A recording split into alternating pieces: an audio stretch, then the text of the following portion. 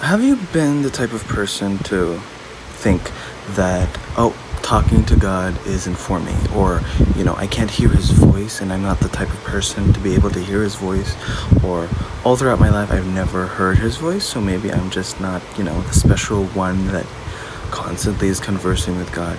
Let me tell you, that isn't exactly the right way to think about it.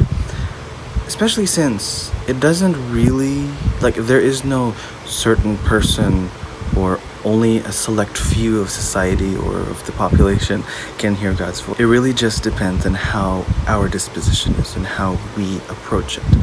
Now, why am I saying this?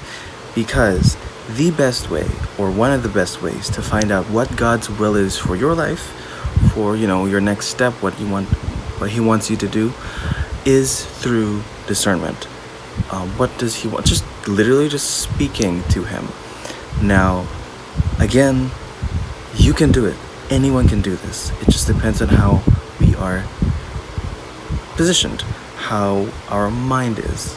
It takes practice, a lot of practice, and you won't get it right the first time. But anyone can hear God's voice and speak with him. St. Ignatius of Loyola has great experiences and has written really well on the discernment of spirits and trying to find out what God's will is, because he had to fathom a lot with his own thoughts, his own feelings, and battle with the devil's thoughts and the devil's own sort of inputs and intrusiveness, as we all know. So I suggest you search him up. He has really good resources on that. And I think specifically you should search up 14 Rules for the Discernment of Spirits by St. Ignatius of Loyola. But these are my 2 cents. Number 1, look at your past. This applies to those who know God pretty well. And you know God well, or at least, not well, but you get an introduction to God through his gospel, through the Bible, through his word, through the teachings of the Catholic Church, through maybe even other people. You need to know how God is, who God is, so that you can look back at your life and say, this was him. Oh, his hand was here. In reality, his hand is everywhere.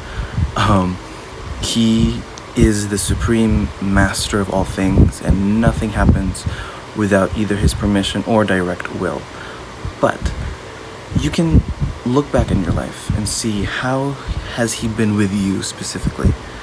How has he done things? How has he aligned things? Another thing is, you can this is specifically, you should be present. And I mean, sit down. Shut off all technology, maybe even lights. Turn off social media, get off your phone, and just sit in silence with God. Maybe, start with a prayer. Start with gratitude, number 1, and then start with a petition. And try to be as specific as you can, though, you don't have to treat God as if you're trying to make him understand specifically what you want. He knows. Just so you yourself and your thoughts can sort of be primed to focus on a specific thing. Try to be specific with your intentions, with what you ask of him. And say, for example, thank you for everything I have. Thank you for this bed that I lay on. Thank you for the chairs. Thank you for, my clothes, because not a lot of people have a lot of clothes. Thank you for the food that I eat every day. Thank you for the fact that I'm not starving. And I ask that you tell me what your will is with enter a specific part of your life. And just sit there and wait and see what kind of thoughts pop up in your head, and see how your mood changes maybe, or see how your life changes, who knows. And just ask him to really speak to you in ways that only you would understand. Because, for example, for me, I didn't even have to ask this, but he tells me, or he shows me what he wants through signs that I know, through ways that I know he would only know that I understand, if that makes sense. He shows me things that I only could understand. Like, no, if somebody else saw that, they wouldn't really get much out of it. But since he showed me that specifically, I knew what he wanted, or I knew what he was trying to say. Now, after you do this, and if you've been getting signs, and if you've been getting promptings or thoughts that you think are from God, take it to discernment. Tell him, Lord, I see this, I've been receiving this. Is this truly your will? Give me confirmation. Just pretty simple, pretty easy. Like, it isn't very hard. Now, if he hasn't given you anything, or if you've done that and then you haven't received confirmation, know that he knows you well, and that I'm assuming here, that you won't act if you don't have confirmation.